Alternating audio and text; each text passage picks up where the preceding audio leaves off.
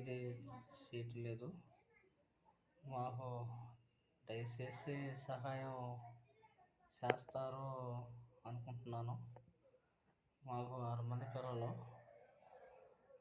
6 మందికి నేను చదివించుకునే స్థోమత లేదు.